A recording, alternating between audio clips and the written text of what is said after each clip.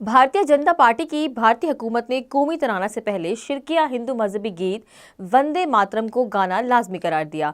भारतीय वजारत दाखिला की तरफ से जारी करदा हुक्मनामे के मुताबिक सरकारी तकारीब, सदर जमहूरिया की आमद, तिरंगा लहराने की तकरीबात, गवर्नर के खिताब और तालीमी इदारों में दिन के आगाज़ पर वंदे मातरम के 6 बंद गाए जाएंगे और इसके बाद कौमी तराना पेश किया जाएगा। मजीद ये कि दोनों गीतों के दौरान खड़े रहना लाजमी होगा। काबिल जिक्र यह है कि हदायतनामे में इस गीत के इन्हीं 6 बंद को गाना लाजमी करार दिया गया है जो मुतनाज़े हैं और जिनमें हिंदू देवी देवताओं की सरी तौसीफ और अलामती पूजा शामिल है। यही वो नुक्ता है जिस पर भारत के मुसलमान, सिख, ईसाई और दीगर अक़लियतें हमेशा तहफ़्फ़ुज़ात का इजहार करती रही हैं। इस्लाम, ईसाईयत और सिख मत जैसे मज़ाहिब में किसी गैरुल्लाह या देवी देवता की मदाह और सना या इसके सामने झुकने की इजाज़त नहीं दी जाती।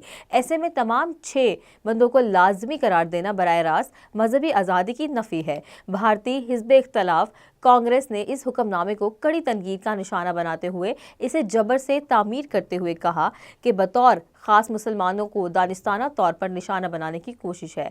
भारत ने दहाइयों से अपने चेहरे पर जो सेकुलरिज्म और जमहूरियत के मखमली नकाब चढ़ा रखे थे वो अब एक एक करके सिरक रहे हैं। गांधी का भारत अब मोदी का भारत है, जहां हुब्बुल वतनी का पैमाना हिंदू मजहबी शनाख्त बन चुका है। रियासत जब हुब्बुल वतनी का पैमाना एक मखसूस सकाफती या मजहबी अलामत बना दे तो ये तनू पर मबनी मुआशरे को तकसीम की तरफ धकेल देता है। ऐसे फैसले न सिर्फ आईनी इक़दार से इन्हिराफ हैं बल्कि समाजी हम आहंगी के लिए भी ख़तरनाक साबित हो सकते हैं। एक हकीकी सेकुलर रियासत में एहतराम, शमूलियत और रज़ाकाराना कबूलियत ही कौमी यकजहती की बुनियाद होनी चाहिए, न कि सरकारी हुक्म और जबर की।